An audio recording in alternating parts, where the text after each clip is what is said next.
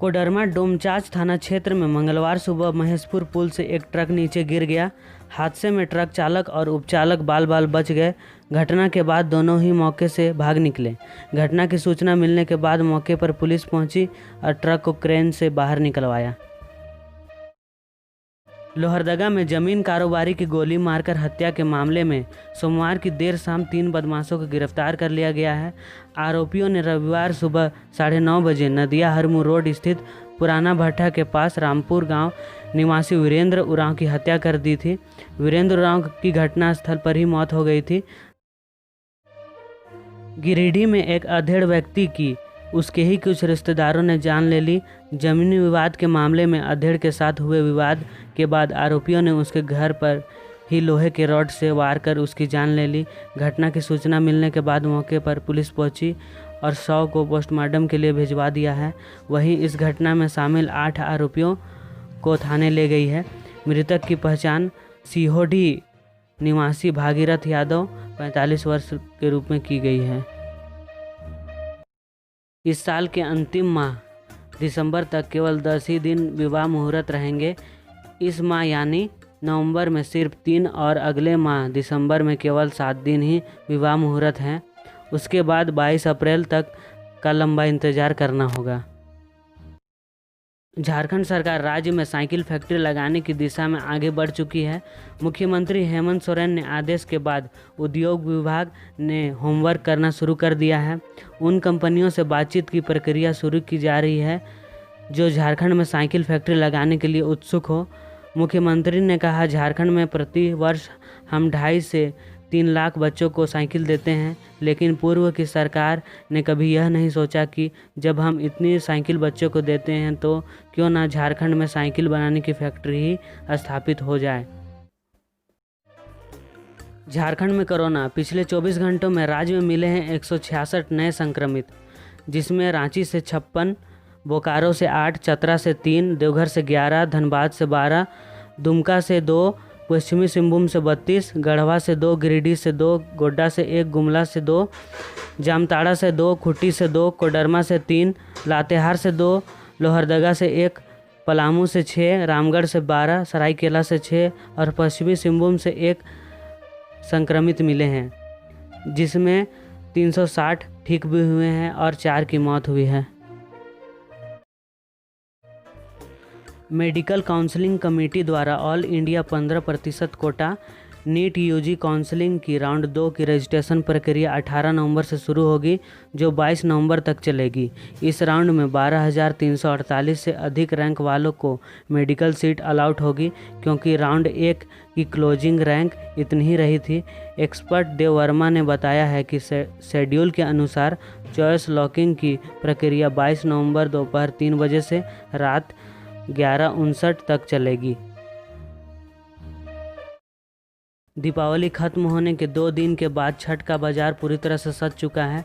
बकरी बाजार, daily market, Ratu road, Bariatu और कोकर आदि क्षेत्रों में लोगों ने छठ की पूजा की सामग्री की खरीदारी शुरुआत कर दी है। कुछ पूजन सामग्री के भाव पिछले साल से ज़्यादा है। नारियल की आवक कम होने के कारण कीमत पिछले साल से 10 रुपया ज़्यादा है। पिछले साल 400 रुपये किलो बिकने वाला मखाना इस साल 500 से 600 रुपये किलो बिक रहा है। एयरपोर्ट बनने के बाद पहली बार बिरसा मुंडा एयरपोर्ट के रनवे की री-कारपेंटिंग मेंटेनेंस का काम सोमवार से शुरू हुआ। 3 किलोमीटर रनवे के मेंटेनेंस में 2 महीने का समय लगेगा। इसलिए एयरपोर्ट अथॉरिटी ने 16 नवंबर से 15 जनवरी तक सुबह 10:15 से शाम 5:30 तक रनवे पर विमानों के उड़ान पर रोक लगा दी है। छठ में रांची से पटना गया रूट पर प्रतिदिन 3 ट्रेन हटिया पटना इस्लामपुर, रांची पटना जनशताब्दी और हटिया पूर्णिया कोच ट्रेनों का परिचालन किया जा रहा है। इसके अलावे भी हटिया पटना के बीच स्पेशल ट्रेन चलेगी।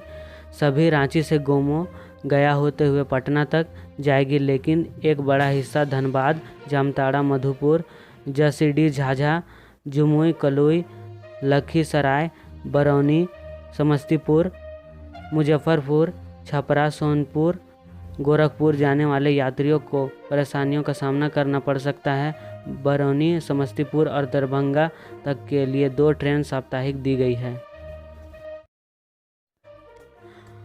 गुमला सदर थाना क्षेत्र स्थित पुगू खोपाटोली गांव में 6 साल की बच्ची की चाकू से गोदकर हत्या कर दी गई। आरोपी मानसिक विक्षिप्त है और फिलहाल पुलिस की गिरफ्त में है। घटना सोमवार देर रात की है। मृतका की पहचान लातेहार स्थित महुआ टांड कुरुम गांव निवासी सोनाली कुजूर के रूप में की गई है। पीएलएफआई सुप्रीमो दिनेश गोप के नाम पर अपर बाजार के दवा कारोबारी विजय कुमार सिंघानिया से व्हाट्सएप कॉल के जरिए 50 लाख रुपए की रंगदारी मांगी गई है। पैसे नहीं दिए जाने पर जान माल की धमकी दी गई है। इस संबंध में दवा कारोबारी ने कोतवाली थाना में रंगदारी मांगने की प्राथमिकी दर्ज कराई है। मुख्यमंत्री हेमंत सोरेन ने स्किल समिट 2018 और ग्लोबल स्किल समिट 2019 में हुई गड़बड़ियों की जांच स्वतंत्र एजेंसी से कराने का आदेश दिया है। इन दोनों स्किल समिट में कई तरह के अनियमितता और वित्तीय गड़बड़ी के आरोप हैं। राज्य सरकार ने झारखंड में जनगणना कॉलम में केवल सरना नहीं बल्कि आदिवासी सरना धर्म कोड शामिल करने के लिए केंद्र को प्रस्ताव भेजेगी। गृह विभाग ने इससे संबंधित एक संकल्प जारी कर दिया है। इसी आधार पर विधानसभा से प्रस्ताव पारित कर केंद्र सरकार को भेजा जाएगा। गिरिडीह धनवार थाना क्षेत्र से लापता 2 बच्चे का शव गुरुवार की सुबह घर से करीब 500 मीटर दूर कुएं से बरामद किया गया। दोनों भाई सगे थे और मंगलवार की दोपहर से लापता थे। वहीं घटना की सूचना पुलिस को दी गई। इधर परिजनों ने हत्या की आशंका जाहिर की है। दोनों भाई की पहचान केंदुआ टोला के टेकलाल साव के पुत्र पवन साव 9 वर्ष और पीयूष कुमार 7 वर्ष के रूप में की गई है। गुमला सदर थाना क्षेत्र स्थित नवदुर्गा ज्वेलर्स एंड बिजली घर नामक दुकान में गुरुवार को लूट की घटना सामने आई है। दुकान में रखे सोना चांदी के गहने से भरे बैग को लेकर एक युवक भाग निकला। पूरी घटना सीसीटीवी में कैद हो चुकी है। वारदात के वक्त दुकानदार पास ही में पानी लेने गया था। बैग में करीब 5 लाख रुपए के गहने थे। दिन दहाड़े हुए इस घटना के बाद आसपास के सारे दुकानदार दहशत में आ गए हैं। तोरपा थाना क्षेत्र के टाटी जंगल में गुरुवार को एक युवक का सड़ी गली अवस्था में शव बरामद किया गया। आशंका जाहिर की जा रही है कि लाठी डंडे से वार कर युवक की हत्या की गई है और शव को जंगल में फेंक दिया गया है। युवक की फिलहाल पहचान नहीं हो सकी है। चतरा सदर थाना क्षेत्र स्थित हसबो गांव में बुधवार की रात पत्नी की हत्या के आरोप में पति को पुलिस ने गिरफ्तार कर लिया। महिला की मां ने थाने में अपने दामाद के खिलाफ एफआईआर दर्ज करवाया है। एफआईआर में उन्होंने बताया है कि दामाद मोबाइल और बर्तन की मांग को लेकर अक्सर बेटी की पिटाई करता था। उसके बाद बुधवार की रात उसकी हत्या कर दी। मृतका की पहचान डॉली देवी 21 वर्ष के रूप में की गई है। चारा घोटाला मामले में सजा काट रहे लालू प्रसाद यादव की जमानत पर शुक्रवार को सुनवाई होगी। पहले यह सुनवाई 9 नवंबर को होनी थी।